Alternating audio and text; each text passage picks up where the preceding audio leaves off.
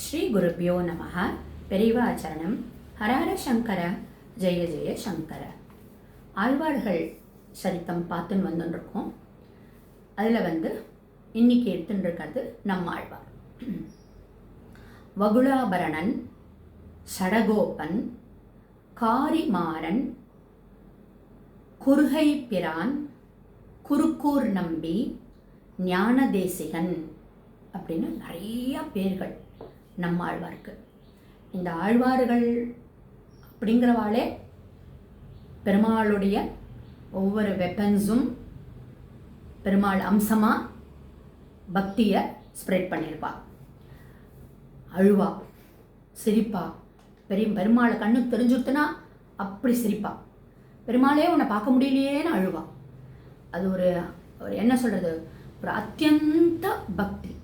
அப்படி பாசுரங்களை பொழிஞ்சு நம்மளுடைய எளிமையாக பக்தியை பரப்பினதில் ஆழ்வார்கள் ரொம்ப உயர்ந்த நிலைமையில் இருக்கா. எப்படி நாயன்மார்களோ அது மாதிரி வைஷ்ணவர்களில் ஆழ்வார்கள்.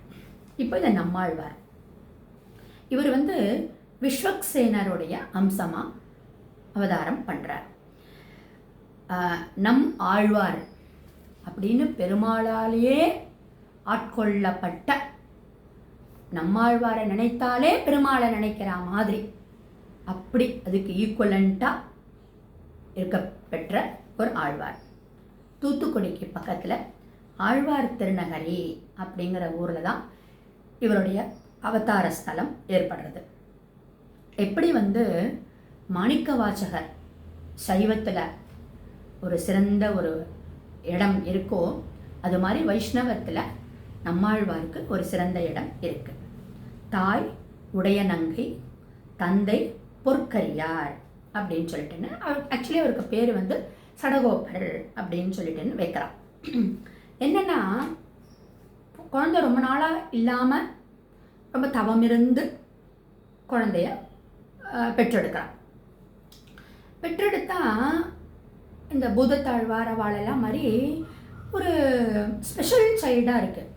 ஸ்பெஷல் சைல்டுனா அழலை, சிரிக்கலை, ஒன்றுமே பண்ணலை. ஆனால் க்ரோத் மட்டும் நன்னா ஆயிண்டே இருக்குது. குழந்தை ஒரு சாப்பாடு சாப்பிட்ணும், அது மாதிரிலாம் பால் குடிக்கணும் அப்படின்னு நம்ம பார்த்தோம். பூதத்தாழ்வார்லாம் அப்படி தான். அவளுக்கு அப்படியே பிறந்ததுலேருந்தே இந்த சிந்தனை பெருமாள் மேலே தான். அப்போது அந்த சித்த சுத்தி அடைஞ்சுட்டா அப்புறம் அப்படின்னு சொல்லிட்டு அயோஜனர்கள்னு சொல்லுவாள். அப்படி அம்மா அப்பா இல்லாமன்னு சொல்லுவாள் நார்மலி. பட் இந்த மாதிரி தந்தை தாய்க்கு பிறந்தா கூட அந்த பூர்வ ஜென்மத்தினுடைய வாசத்தினால அவளுக்கு அந்த பால் குடிக்கணும் அந்த மாதிரிலாம் ஒரு எண்ணமே அவளுக்கு கிடையாது.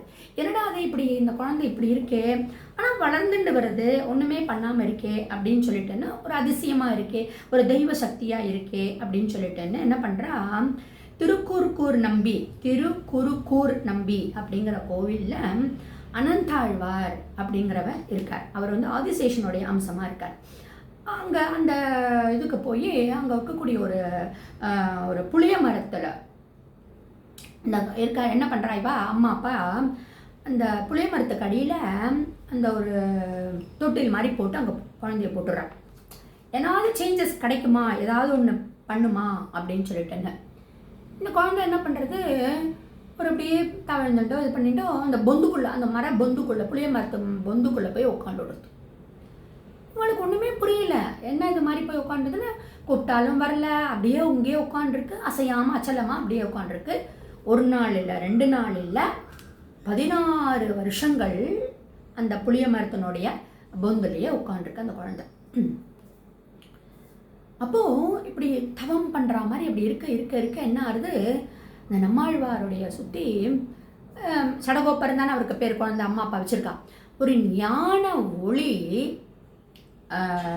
வர ஆரம்பிச்சுடுதான். அந்த ஞான ஒளி என்ன ஆச்சா, அப்படியே பரவ ஆரம்பிச்சுடுதான் தேசம் முழுக்க. அப்படி பரவ ஆரம்பித்த உடனே மதுரகவி ஆழ்வார் அப்படிங்கிறவர் வடதேசத்தில் க்ஷேத்ராடனம் பண்ணிட்டு இருக்காரு. அவருக்கு இந்த ஒளியினுடைய இம்பேக்ட் படுறதும், ஆஹா இப்படி ஒரு ஒளி நம்ம மேலே விழறதே அப்படின்னு இவருக்கு ஒரு குஸ்பம்ஸ் மூமெண்ட் மாதிரி வந்து என்ன பண்ணுறார், அந்த ஒளியினுடைய அந்த திக்கை நோக்கி இவர் நேராக இந்த திருக்குறுக்கூர் நம்பி ஊருக்கு வந்துடுறார். யாரை தேடிண்டு? இந்த நம்மாழ்வார் தேடிண்டு. பொந்துக்குள்ளே உட்காண்டிருக்கக்கூடிய நம்மாழ்வாருடைய ஒளியினால் அட்ராக்ட் ஆகி மதுரகவி ஆழ்வார் உள்ளே வந்துடுறார். அப்போது இப்படி ஒன்றுமே பேசாமல் ஒரு வாட்டுக்கு 16 வருஷம் அப்படி உட்காண்டிருக்காருன்னே அம்மா அப்பாவுக்கும் ஒன்றும் புரியல, மக்களுக்கும் ஒன்றும் புரியல, வெளியிலையும் வரல, என்ன பண்ணுறதுனே தெரியல.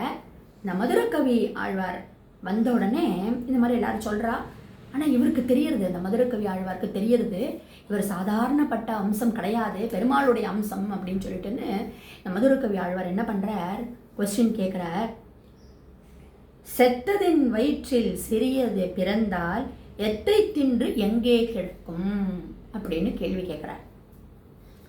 அந்த உயிர் அணு எத்தை தின்று எங்கே பிறக்கும், எங்கே கிடக்கும் அப்படின்னு கேள்வி கேட்ட உடனே இத்தனை நாள் வரையிலும் பேசாத அந்த நம்மாழ்வார் அத்தை தின்று அங்கே கிடக்கும்னு பதில் கொடுக்கிறார் மதுரகவி ஆழ்வாருக்கு.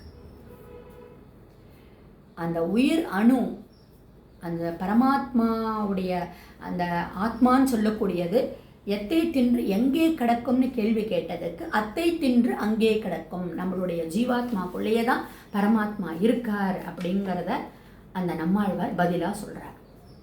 இதுக்கப்புறமா அவருடைய பெருமைகள் வந்து எல்லா இடத்துலையும் பரவுறது. என்னுடைய தொடர்ச்சியை நாளை தொடர்தில் பார்க்கலாம்.